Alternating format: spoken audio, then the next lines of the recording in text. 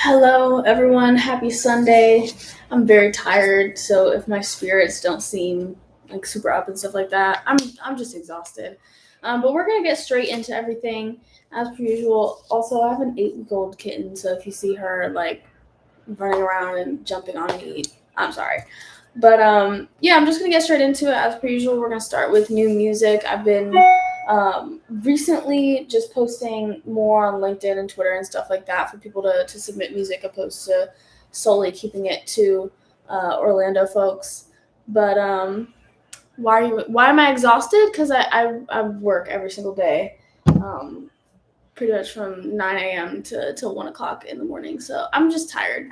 Um, Sundays I've been like implementing as being my off days, but I want to make sure that I keep bringing you guys the podcast on Sundays. So yeah, there's an explanation on that. But like I said, I've been just kind of going outward in terms of only using Orlando music for the new music session. Yeah, so we have some folks from all over for today. We have we have Days Off with Lies. They sent in a new music video that they put out, which I really liked. They added a lot of different shots with a lot of different editing. They edited it in a lot of different ways. I like the storyline. It was funny. And the song itself gave me like Sublime vibes, minus the ska influences. Very much indie. The girl who sings on it is a bit whiny. And just to preface, anything that I say is not to like hurt anyone's feelings. It's just my opinion and it's just my observations. But she's a bit whiny, which works for like the indie rock thing that they have going on. But overall, I really liked the music video. If you're interested in watching it, it'll be linked in all of the news links section in my bio. But yeah, and just to like put this out there, just some advice: if you're gonna release a music video or you're gonna submit any music to me, please link your Instagram or have a link tree. Put your Instagram and all your information in the description of your music videos, or else I cannot find you, and neither can anyone else who stumbles across your music video, which kind of defeats the point of putting out a visual in order to market your brand and your song. Next, we have Constellations, which is a song by Anouk J. I was very surprised when I heard this because he markets itself as like an electronic producer. This was straight up jazz. I loved it. I love the saxophone. I want to know if this person works with a band specifically or if he does everything solo, because this was great. I loved it. And I want to hear some singers. Like, I would definitely like to see like a live jazz event utilizing this music and having a jazz singer just come up and do some improv. Overall, this was probably my favorite part. My favorite little EP. It's a 2-song EP, once again called Constellations. You can find the Spotify link in the news links for this episode. That was more comments on the first song called Genesis. There's another song called Nebula, which is a little bit slower, where you can hear some more subtle electronic elements in it, more of a relaxing type vibe. Next, we have I Don't Want to Be, which is a remix for I Don't Want to Be a Pet. Yeah, you get it. This is by Jada Navy with a feature from 8880 Rolling Boy. This was a remix, so it's kind of hard to be surprised. My thing with remixes is I need you to like give me more than what the song already is. There wasn't a lot of variations within the melodies and the flows that you bring. Therefore, it just didn't like feed me. I feel like I'm being really mean today, especially because I'm like so dead. But yeah, it just didn't really like feed me anything new. If you're gonna remix a song, please like add something different to it, whether that be in the flow that you're using. If you even want to like add a little bit something to the production, because from my perspective, right, if you're gonna do a remix like that, if I wanted to hear the song, I would listen to the song. So you just have to give the audience a reason to listen to your remix opposed to just going and listening to the song that you actually remixed. But overall, it was solid in terms of your bars. All right, we have Dr. Druzy makes more with money. The auto-tune on this song is a little ridiculous. I feel like you should tone it down just a little bit. And whatever key that you put your auto-tune into is not matching up with the production very well. That's the main thing that I would say, as well as I need a little bit more variation in your flow.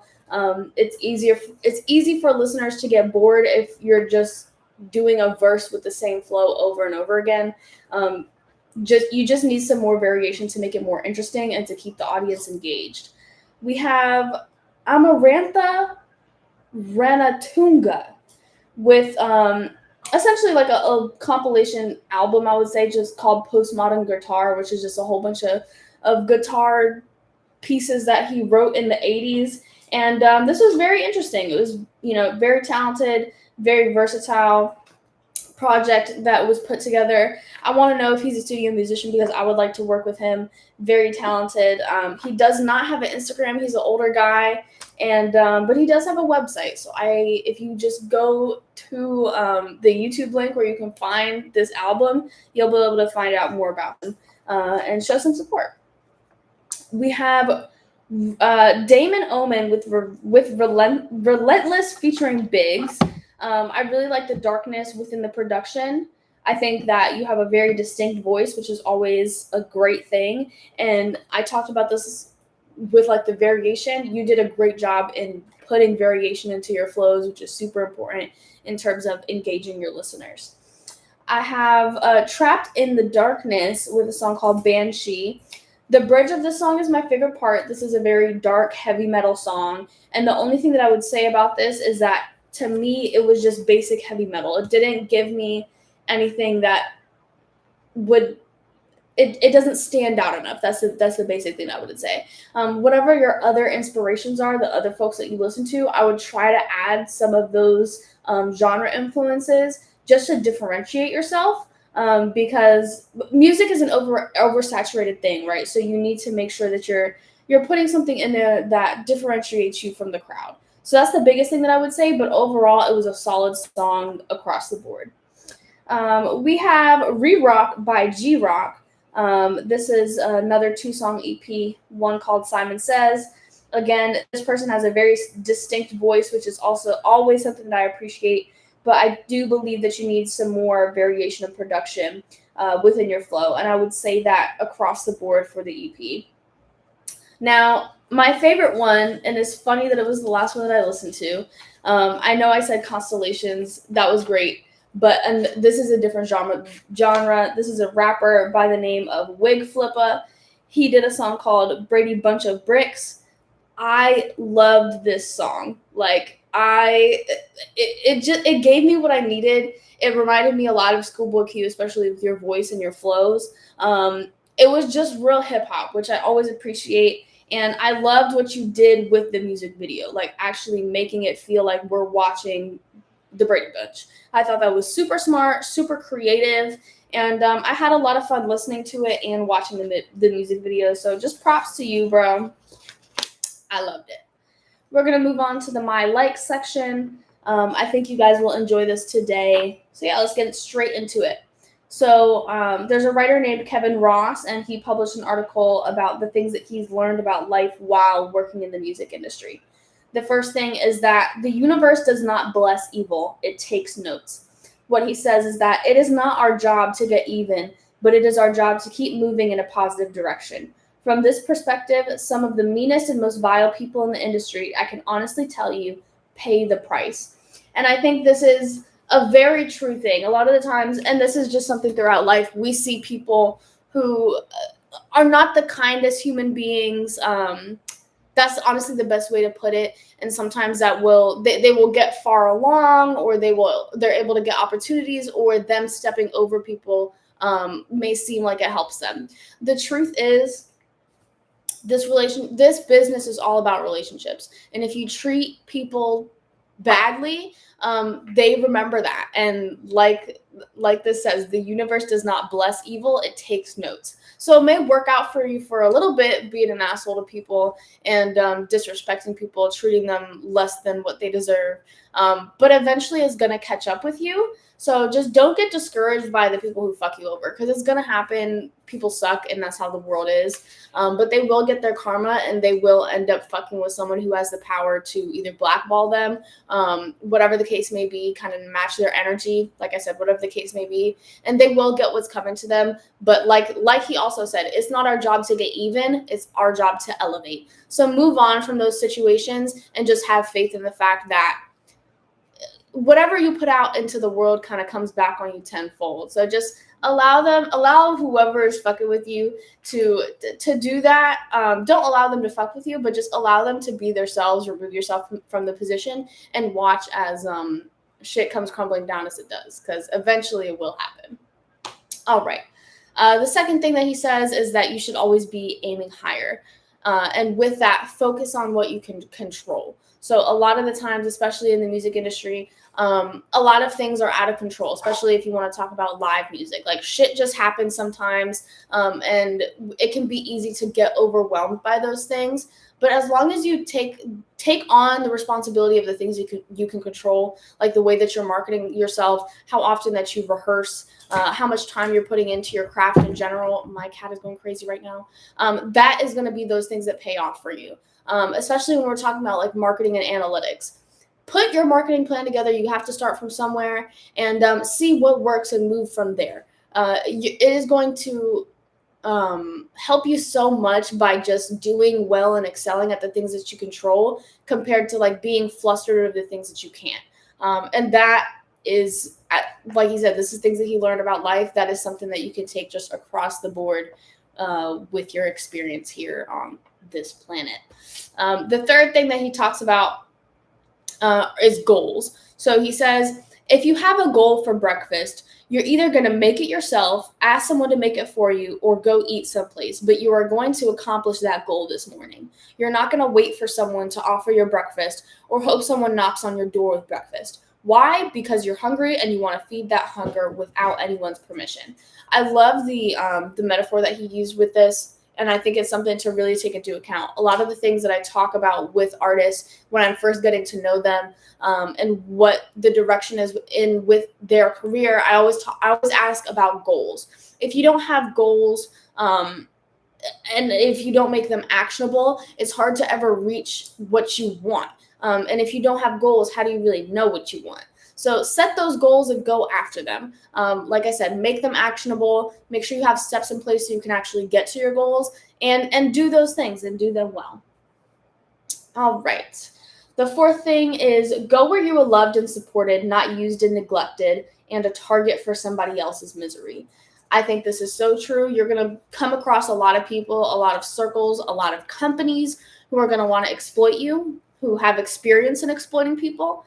You have to have a good enough head on your shoulders to be able to decipher through that, as well as build a team around you, especially your manager, who is willing to stick up for you, to advocate for you, and to let you know when it may not be the right fit, the right option for you to go down that route.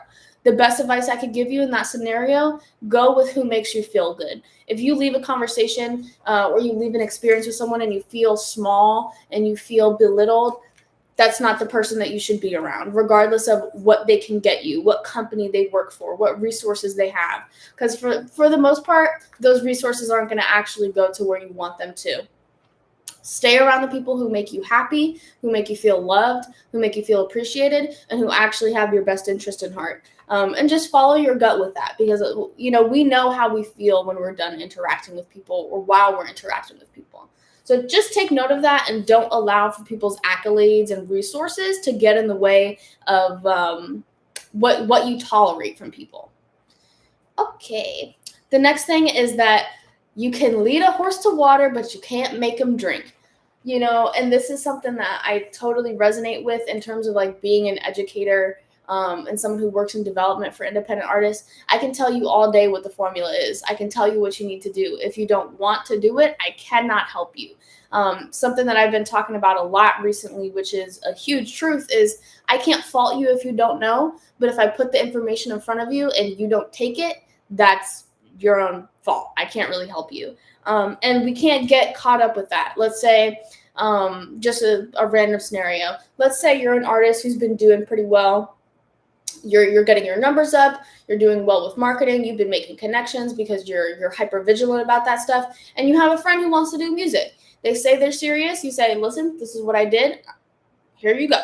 If they don't listen to you, you cannot get hung up on that and care about that person's career more than you do yours, and keep fighting for them, because it's going to be a waste of time. So you can help people. You can see if they'll take your advice, but if they don't, you cannot stress about it. And that's just the reality, is that some people aren't going to listen. And a lot of the times what that comes down to is ego, or they actually don't want it as much as they say that they do. So you just gotta, people show you who they are. They show you what they want through their actions. So just take that at face value and do what you can specifically for yourself. Worry about yourself first. Okay, the next thing is know your value. This is something that for me as a woman in the music industry has been a struggle. It's very hard to know your value when, first of all, I'm very young as well. But when you're around older people, when you're around people who have a higher stature than you in society and things like that, people who have more resources, it's difficult to feel valuable within those situations. But the truth of the matter is, we are all valuable in whatever way that we bring to the table, whether that means you're a very talented songwriter and you can help somebody write a hit, whether you're on the more technical side and you're a great engineer or you're a great producer, but maybe you don't have that many credits to your name yet. Maybe you're more on the business side and you are great at marketing and you have that background, but maybe you're entering into the music industry. We all have values in our specific place, and understand that so that you can use that and bring it to the table when you're having conversations with people and you're beginning to work with people. Do not allow people to shut down your value and tell you that you're less than what you know.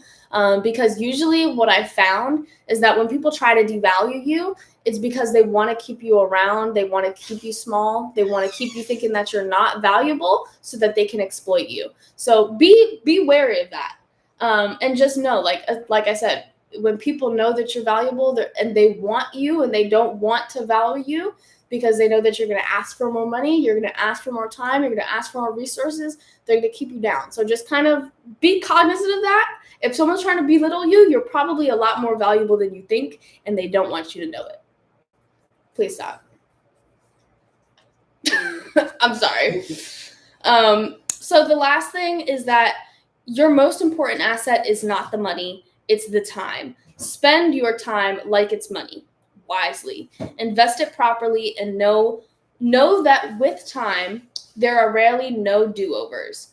There are rarely do-overs. The people who try to recreate what they once had inevitably always come up short. I love this. I think it's very true, especially then this is like a comment that I want to make about young artists.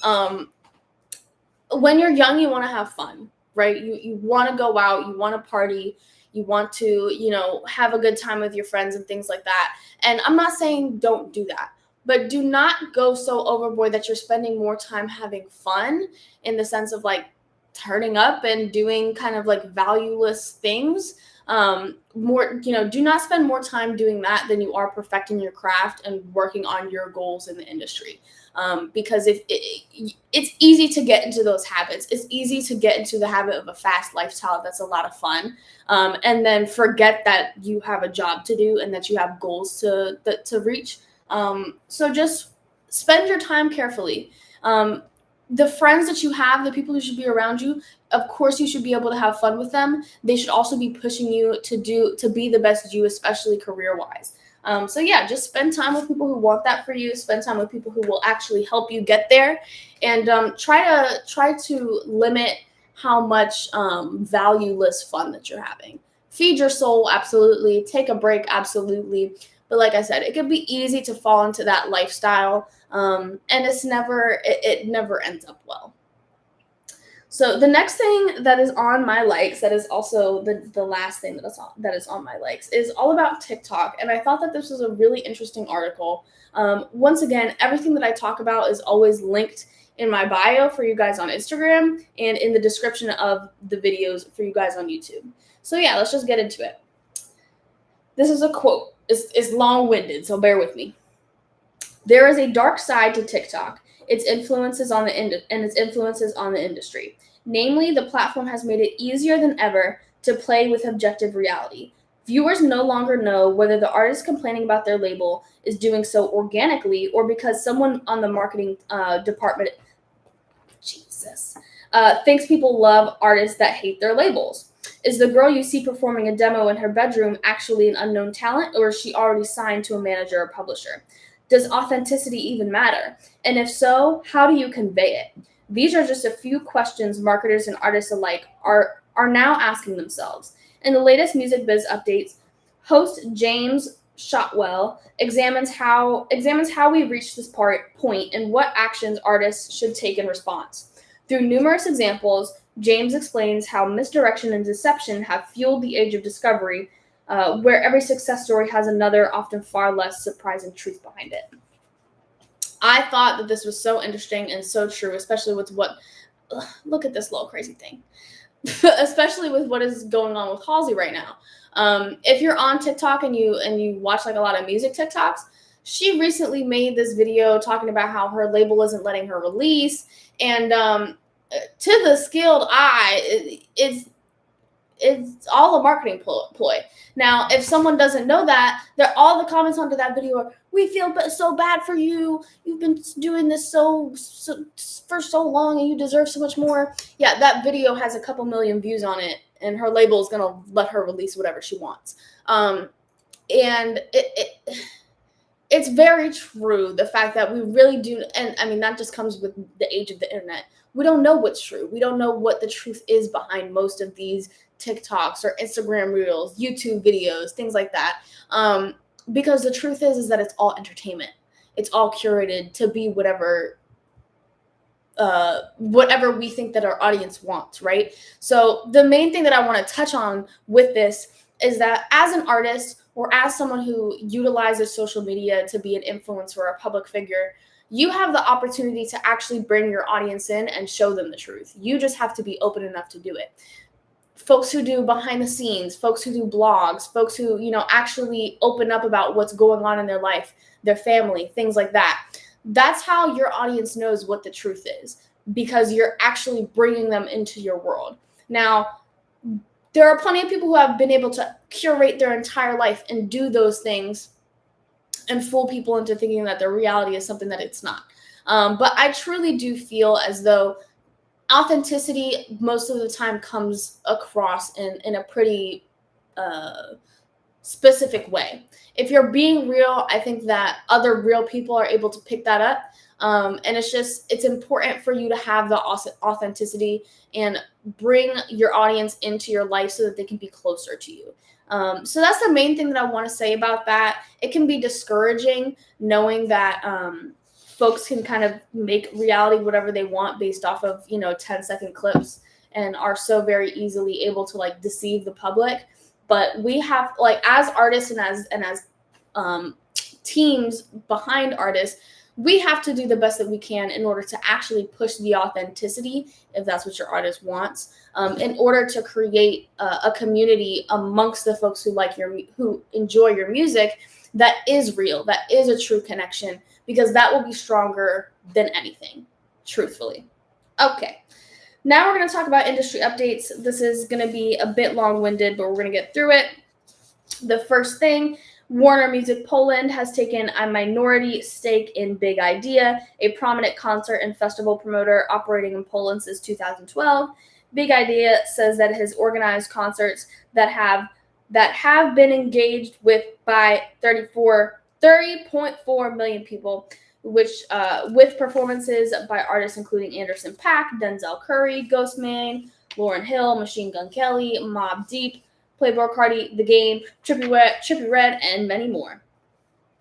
A survey of 1,300 people who work in the music and live performing arts industries took place across March and April, and was facilitated by Support Act and the Center for Social Impact in Swinburne.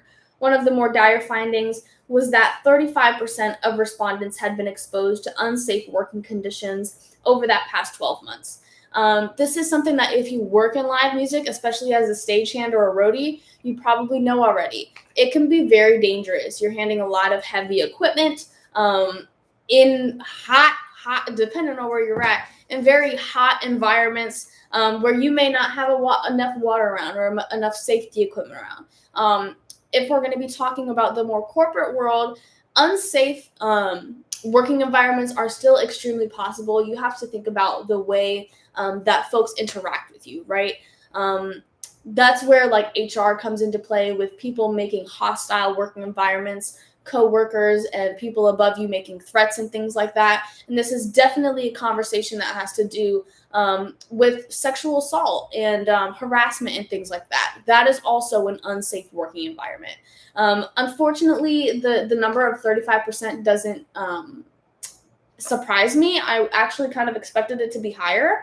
But of course, it's something that the industry as a whole needs to work on. And thankfully, there have been movements in non-for-profit organizations who have been moving towards bettering these things. But the only way, in my opinion, for there to be any tangible change is for the industry to come together and work on these things together. It can't just be one organization, 2, 3 organizations who care about these things. We have to come together and focus on them together as a whole. All right. DICE recently raised up to $122 million in a Series C funding led by a new investor, SoftBank Vision, with follow investments from Tony Fidel's Future Shape, Bliss, French entrepreneur Xavier Niel, Mirabad, Cassius, and Evolution to support its growth in Germany. DICE says the company will partner with artists and promoters, as well as venues across the country, including Good Live Artists, Z Art Agency, and Ubel. And I cannot pronounce that. I'm not going to try to. It's German. But yeah, just people buying shit, doing partnerships, expanding is something that is kind of constantly happening. DICE, as far as I know, is a bit of a smaller company, so they are, looking to expand where they're at as well as other places. Next up, we have Universal Music Enterprises within the catalog division of Universal Music Group has promoted Sajuta Murthy to Executive Vice President of Media and Artist Relationships, effective immediately. Another Universal Music Group story, they are expanding its business within the Czech Republic. The expansion sees the relaunch of 6 label brands, including Capital, Island, Skybox, Def Jam, Singleton, and Virgin Music and Label Artist Services, specifically in the Czech Republic. Of course, these subsidiaries have been working hard in the countries where they're already fully more established, but they are reestablishing them in the Czech Republic.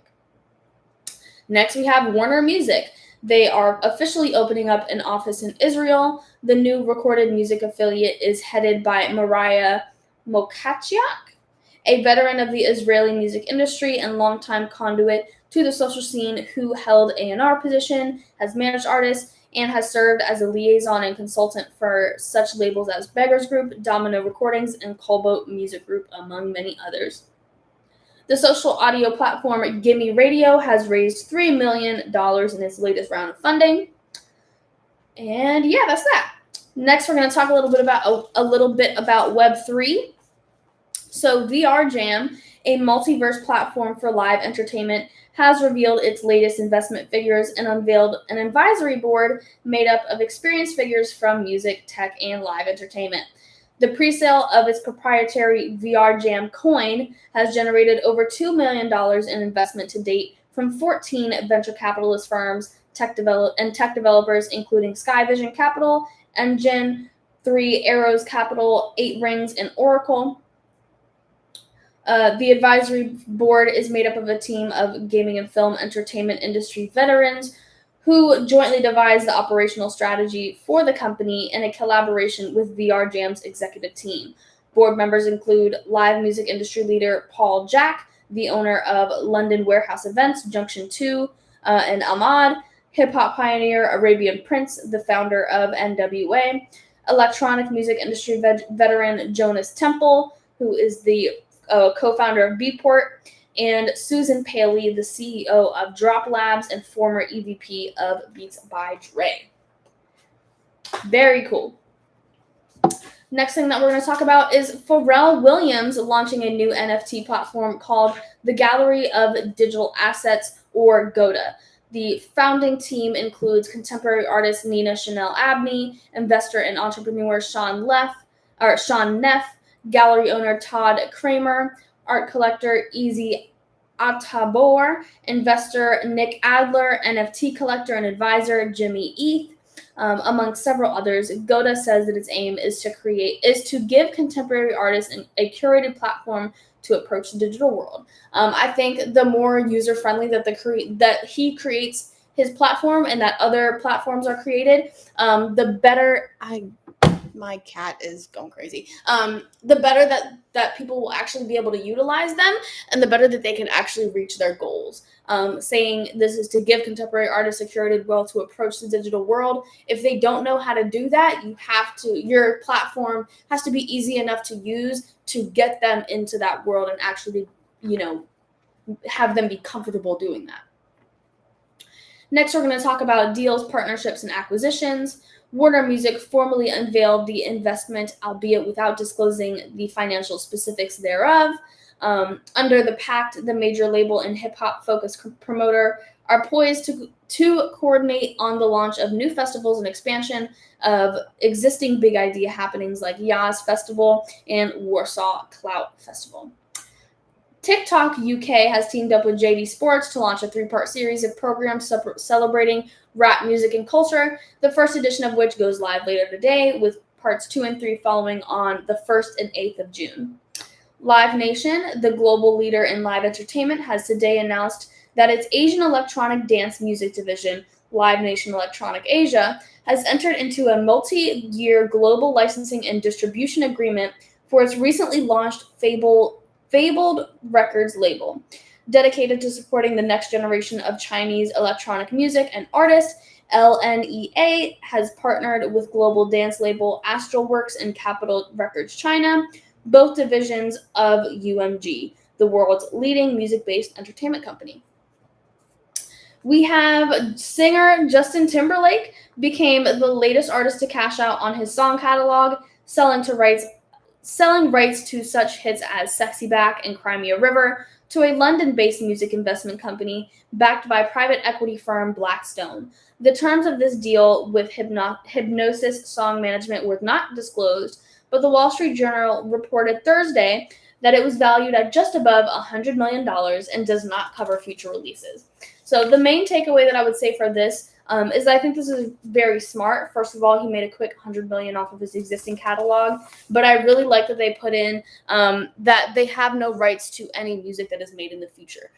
Sometimes that can happen within catalog purchases, but I'm glad that that is not the direction that he took. He still has a long career ahead of him, and I feel like that would have been pretty shitty if they were able to get the rights to his music in the future. We have some artist accomplishments, and we are closing up on today's episode. But Universal Music Group Nashville recording artist Parker Collum was surprised with 2 RIAA plaques Saturday night, which was May 21st, ahead of his sold-out show at Ascend Amphitheater. The plaques were presented to him by RIAA's Jackie Jones, his label team at UMV Nashville, and Red Light Management. The 2 plaques celebrate McCollum's number 1 hits Pretty Heart, which had been certified 2 times platinum, and To Be Loved by You, which has just been certified gold. Next, we have Kendrick Lamar landing his first number 1 hit on the Billboard charts with a Hot R&B Songs chart win, Die Hard featuring Blast and Amanda Reifer. I think that this is absolutely insane that this is his first number 1, but I'm glad that it has finally happened. It's also kind of surprising that it's on this specific album because I know the numbers have been a little bit underwhelming. But yeah, props to him. I think that it's long overdue and absolutely well-deserved. Some view opportunities for you guys. Like I said, we're closing up on the end of today. So let me give you guys something to part with that can maybe help you a little bit more than all the shit that I've been spewing at you guys. Live Nation has announced its Live Nation Next Gen, a new career development program focused on helping young people, primarily from Black and Latinx communities, prepare for careers in the live music business. Live Nation Next Gen has partnered with Sola Impact's ICANN Foundation at Sola's new state-of-the-art technology and entrepreneurship center in the heart of South LA. Where the organization is providing free education to train and inspire future leaders. If you want to work in live music, go check out what Live Nation has going on. This is a great opportunity for education, to build connections, and to create or be a part of a great community of young folks who want to do something similar to you. Next, we have, while building on his long list of achievements, Charv the Don at Concord Entertainment, who is their CEO, offers a complete guide on covering every aspect of the music business with his new book, The Art of the Music Industry, or The Art of Music Business. I'm always going to encourage reading books. I'm always going to encourage education when it comes to artistry. So if that's something that you're interested in, go check out his book. If you also don't want to do a lot of reading and still want to get some education on the side, I do have a book club for All You Need to Know About the Music Business by Donald S. Passman. We're moving into the 7th chapter, I believe. And yeah, so stay tuned to that. I should have a flyer out pretty soon. Everything is virtual on Clubhouse. So don't worry if you're not close to me. We can still make it happen.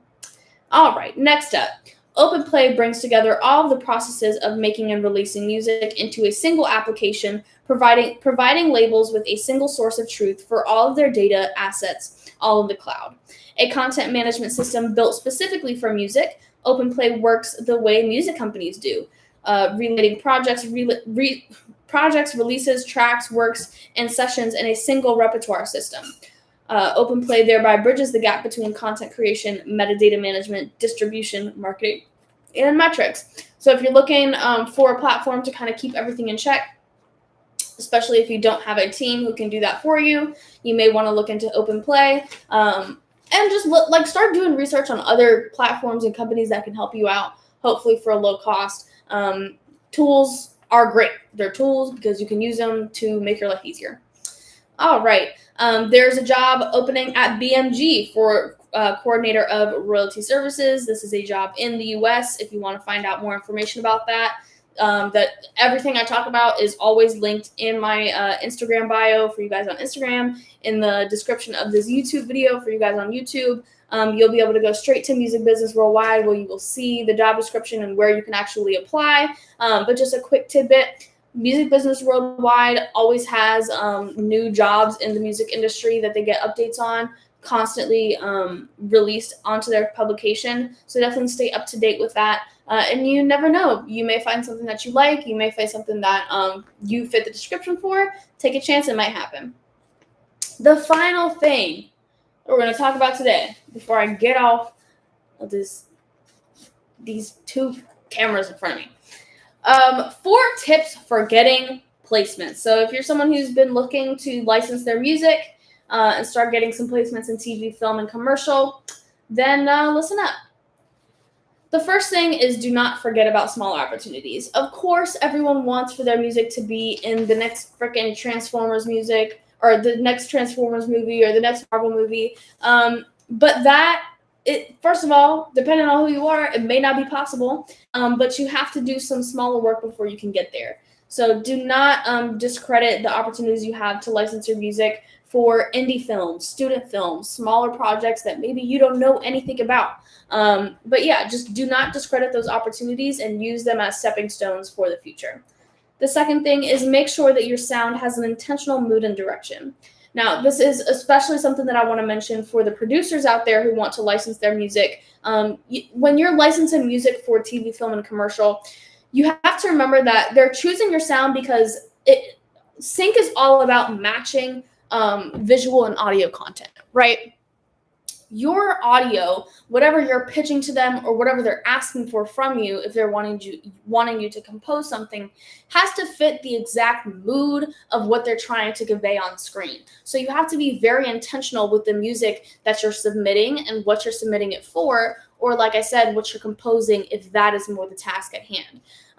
But yeah, it's just very important that you're creating something that makes sense for what you're submitting it to or what it's going to be used for. The final not the final thing. The second final thing is to take an active approach in pitching. Closed mouths don't get fed.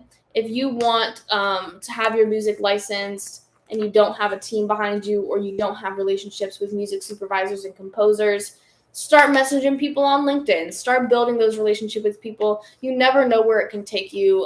One of my favorite phrases is probability or possibility.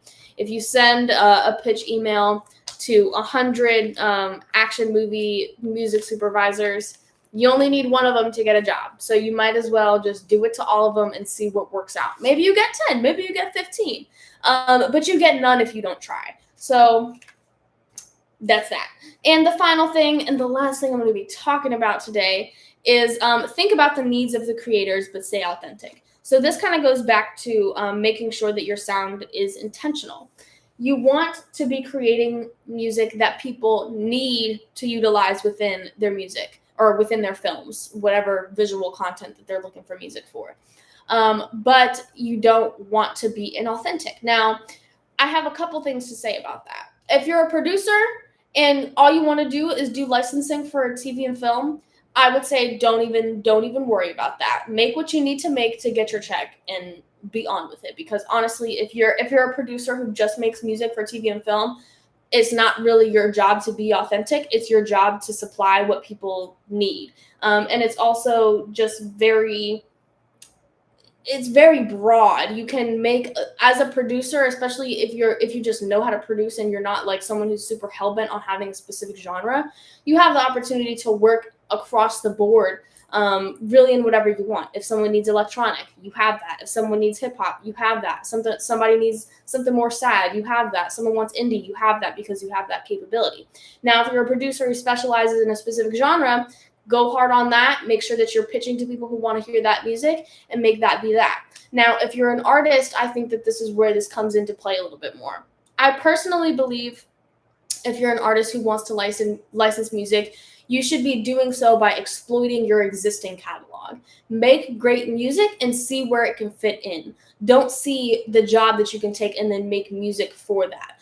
Because in that case, you're really taking on more of the role as a composer. And if that's not the job title that you have, it's not really necessary. Now, if that's a role that you want to get into, by all means, don't let me stop you. But if you just really want to be an artist and have that be your forefront, and you just want to make more money off of the music that you're making, I would say make the music, make it really well, and then see what opportunities it can fit in terms of sync. That is the end of today, you guys. I'm so happy because, as I said in the beginning, I'm extremely tired. I'm ready to go to sleep. But I had a good time kind of coming back and giving you guys a little, the podcast in general. It's something that I have a lot of fun doing. I think it's super beneficial, and I'm glad that, or I hope that you guys do too. For you guys on YouTube, I'm so sorry I didn't get to you last week. I had some technical difficulties, but if you do want to see the last episode, you can head over to my Instagram, which will always be linked in the description. Thank you guys so much for watching. I hope that you enjoyed. Let me know anything I could do better. If you have music that you want me to review on the next episode, please let me know. Shoot me a DM with the link. My contact information is in my bio. You can shoot me a DM or an email, rather. But yeah, I'm going to get off of here. It was nice spending a little bit of time with you guys. And yeah, that's about that. The last thing that I'll say is that if you want me to talk about anything specific, please let me know. I'm always open to doing different lives that are more catered to specific topics.